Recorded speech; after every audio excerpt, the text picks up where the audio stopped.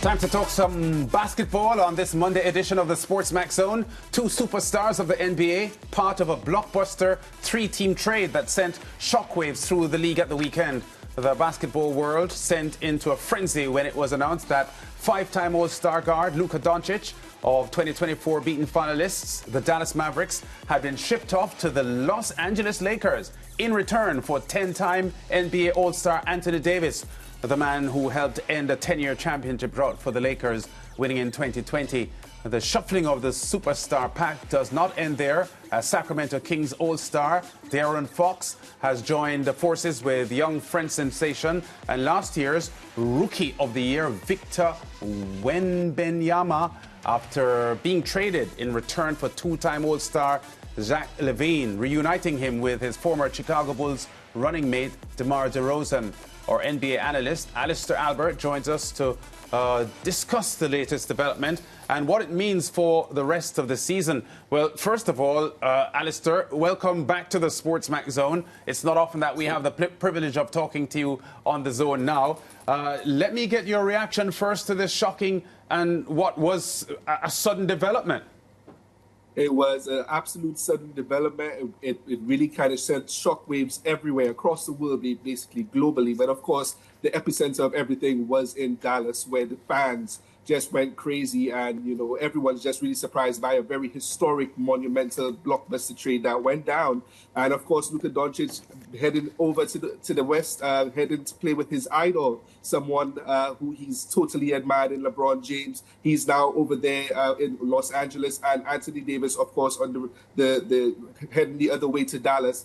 And yeah, it really just sent shockwaves for everyone. I was up really early on a Sunday morning, 5 o'clock. I have no idea why that was. Looked at my phone and I saw the alerts, and I was totally flabbergasted. And so was every single person who replied to Shams Charania's tweet that went out. So yeah, it's changed the landscape. It's major shockwaves for everyone. And it's going to be really interesting to see how things develop on the court and before the trade deadline comes on Thursday as well. Yeah, before we talk more about it, though, there's a general feeling that nothing happens at the Los Angeles Lakers without LeBron James's endorsing it. I saw some sources reporting that LeBron was surprised by the move, suggesting that he, like all of us, didn't know anything about it. And that's usually very hard to believe. You know, everything that happens around LeBron James and his sphere, his circle, you would expect him to have some sort of inkling of what's happening. And I sent the producers a little tweet that I put up based on a podcast that I listened to on the weekend, where B.J. Armstrong, former Chicago Bulls champion, three-time champion, was on the Hoop Genius podcast over here in the UK. And he said, you know, someone knew this was happening. You can see the tweets up there. I have yet to know this to be an untrue, that, you know, you're going to communicate with your best player. Either AD knew this because he was the best player, or the other guy, quote unquote, other guy, of course, indeed LeBron James, knew this. But someone knew this was happening. And, you know, I found that really interesting because BJ himself, of course, he was a player. He was a champion, like I said. He played with Michael Jordan. He was a GM for the Chicago Bulls at one point in time. So he kind of knows the intricacies of what really happens behind the scenes, and, you know, speaking to your best player to get his approval and everything. So I think it's very hard to believe that LeBron actually didn't know about this. But if he actually didn't, this is a major move by Rob Pelinka, trying to probably establish some control of what happens within the Los Angeles Lakers moving forward. He's trying to secure their future, and LeBron being out of that conversation is really interesting. And, you know, hats off to Rob Pelinka for being able to do that, because LeBron is not someone that anyone expects not to know what's going on around him, and not being able to kind of smooth out his way and navigate it how he wants to. Yeah, and when you think about the future, as you made that point, Alistair, you know, we're thinking about the future of the LA Lakers. I mean, LeBron is, of course, winding down. How does Luka Doncic fit into this setup? Because LeBron loves the ball, Luka loves the ball. He's coming into this new setup. And one of the reasons, of course, for Luka Doncic being involved in this deal is the fact that his team felt as if, you know, he was not paying attention to his body. He was a bit overweight when it came to conditioning. So now, how does this Luka Doncic set himself into this Lakers setup? Yeah, it's going to be interesting to see. And I think, like we've had with conversations about Joel Embiid, about Zion Williamson, we've spoken about their maturity and being able to be a professional and do things to kind of keep your body right and at the optimal, place, to be able to play professional basketball. But, whether it's where Joel Embiid and Zion Williamson are concerned, these guys are like chronically always injured. This is not the situation with Luka Doncic. And I think what probably has set in with Luka in Dallas was a level of complacency. This was a guy who, from the time he was like 14, 15 years old, he's been the star everywhere he went. Of course, he played in Spain for Real Madrid before he moved over to the NBA, the Slovenian team. Everyone kind of, everything happens around him. He's the circle of that team. And coming to Dallas, of course, Nowitzki retired and the franchise was put in his hands. And, I think after 6, 7 years in the league, he's kind of become a little bit complacent. He knows what his skills, his talents and everything. And he's probably not, taking care of himself as much. We saw, this very viral video that went when they advanced to the finals that Michael Finley came and took away a beer can from him, whilst he was trying to celebrate, the Western Conference Finals win. So him going to the Lakers is going to be really interesting, juxtaposed to LeBron James, who is known for being, a machine and taking care of his body, spending the amount of money that he does. But let's remember, like I said, it's not something that should be lost on anyone.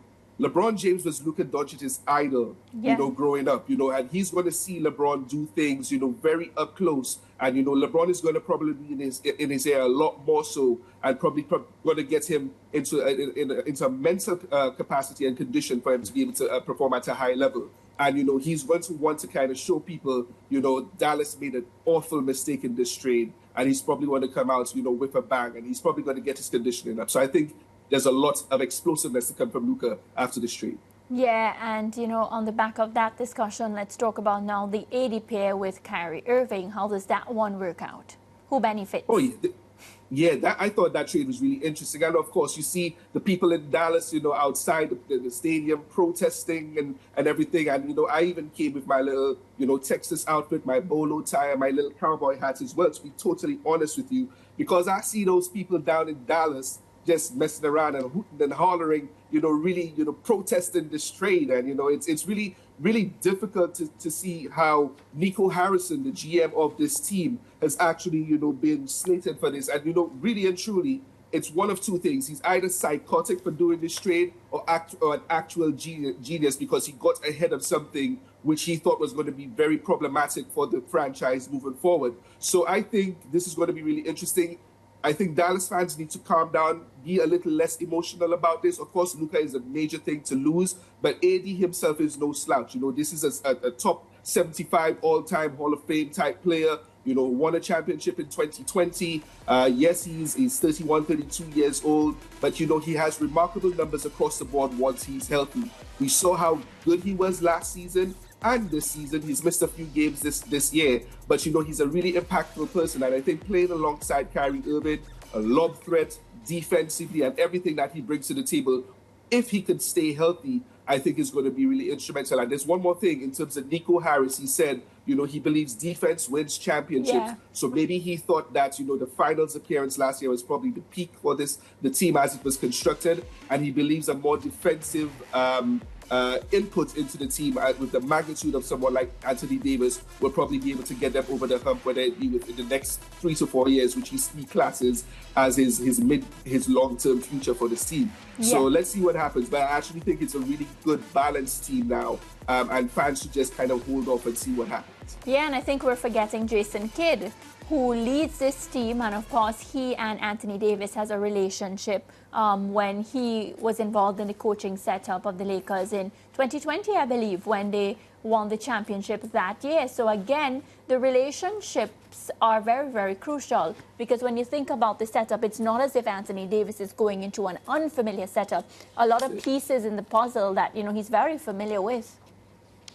That's it. So you have Jason Kidd, you have Jared Dudley, who's an assistant coach there, who was a teammate of his. Nico Harrison, of course, the GM, is someone who works as an agent with Nike and is really close to Anthony Davis as well. So he's actually coming into a little bit of a family setup. It's a little bit familiar. And no state income taxes in Dallas is also something really nice to not have to worry about as well. So he's going to be in a more familiar familiar sort of environment in Dallas with those guys around him, and a magnificent point guard in Kyrie Irving, who's turned his career around since he's kind of got into Dallas. So I think, that tandem, once they get a little bit of chemistry, hopefully that could work. Of course, Anthony Davis likes to play power forward and not center. Derek Lively, of course, is injured at the moment. Daniel Gafford as well has a few little injuries going on as well. But he will be able to shift into that preferential power forward position. And I think, we'll be able to see a lot more explosiveness and, just more from Anthony Davis in his preferred position. And when they won the championship in 2020, there was Dwight Howard and JaVale McGee. So he was able to do that as well. So he's in a position that he wants to be in. And I think that will kind of pay dividends for the Dallas Mavericks. Yeah, and while I was preparing for this show, Alistair, I was listening to the reactions from different players, right? How they reacted to this, because, it happened when they were asleep. They woke up to the news. Depends on whatever time they woke up, they found out, right? I was listening to Kevin Durant, somebody who has been in this business for quite some time, very experienced. I feel like he's seen it all. Well, until this happened, so now he's actually seen it all. And his response was, that players are held to a different level of loyalty and accountability as opposed to organizations. And I felt like that was such a serious statement coming from him because, he basically saying when you're a part of a team, you're expected to be loyal and, do what you have to do in the benefit of the team and the organization, but making the point that, it's not really the same when it comes to the organization and, of course, doing business. And that's unfortunate because what Kevin Durant is actually saying is absolutely true. Players are, fans kind of slate them for, being disloyal and asking for trades and doing all the sorts of things that they do. But, it's the cruel world of commercialism and business. Businesses are always going to look out for themselves. There's a loyalty to the business first and then the assets and the players second. And unfortunately, that's what happens in the NBA. This is the cruel world of, where bottom line means everything. And, if you're in a situation where your main asset, the one that's your business is hinged around in Luka Doncic, you as the general manager believes, he is probably jeopardizing how far your business could go with how he is probably, based on reports, and like allegedly is being said, is being lackadaisical with his tools, his body. You're going to probably want to kind of do something and reel back, something to kind of save your business. And I think that's the position that Nico Harrison was kind of put in. And I think it's really interesting as well to see that in his press conference with Jason Kidd sitting right next to him, you didn't see any flinching or any sort of, disagreement with how Nico Harrison explained the situation from Jason Kidd. I think he probably had seen a little bit of too much maybe of, Luka Doncic maybe not doing enough or having a work ethic that was questionable. And, they thought, and like Nico Harrison said, the governor of the team has put a lot of trust in him to be able to run this organization properly. And I think between the both of them, they thought that this was something that needed to happen because they could see the demise of the team coming forward. And it's really difficult to say because Luka is outstanding. He's a top 10 player in this league, a superstar by all accounts, and you're getting rid of him at such a young age. But I think they believe that maybe he was too complacent. He probably needed a real major shakeup, and this is what happened. This is what happens when someone doesn't believe in you anymore. And it's really unfortunate, but that's the way the cookie crumbles sometimes. Yeah, and Alistair, with these trades, sudden trades and proliferation of trades, would you suggest that it impacts the destination options for Jimmy Butler, who is in conflict with the Miami Heat at the moment? I don't actually think it will affect it too much, to be totally honest with you, because Pat Riley is a person who walks to the beat of his own drum. I don't think he's going to be fazed necessarily by what has happened with this trade. But I think a lot of people have said that, with the magnitude of someone like Luka and AD being shifted so suddenly, GMs are now have the impetus to want to try to make some really drastic moves coming up to the trade deadline. But I think Pat Riley is the stubborn guy who is used to running things a certain way and running a really tight ship and will not want to be fazed by what is going on. Of course, Jimmy Butler's preferred destination is to go to Phoenix. They've been trying to hash out some sort of trade details for that. That hasn't come to fruition as well. But with the trade deadline coming up, I think, Pat Riley is going to be put a little bit under some pressure to do something, because this monumental ship in the NBA landscape is going to prove that, if you want to compete, you're going to make some big moves. And Pat Riley hasn't been able to do that over the last couple of seasons. So it'll be really interesting to see how much he pushes for something for Jimmy Butler. But I think he also wants to kind of stick it to him as well, because Jimmy Butler has, all the fights and everything. I think they probably want to stick it to him as well. Yeah. So it's going to be a long drawn out one for that. Yeah, we've got to wrap, but I want to get this in 15 seconds from you, because the Lakers at the moment are Pacific Division leaders. They're number 5 in the West. I don't want to suggest that the Lakers will be better with Doncic than they were with Anthony Davis. But do you think the Lakers could win the NBA this year? Not at all. Not at all. This team is premature. It's not there yet. I think that was the trade before the trade. They need to do something else. Bring in a competent center to try to help that team to recover some of the defense, because they're defensively just not ready to do anything competitive-wise in the playoffs at this point. I get you, Alistair. Always great getting your expert comments on and views on the NBA. We'll talk again soon, I'm sure. No problem, guys. See you later. Yeah, and we'll be back with more on the SportsMax Zone after this.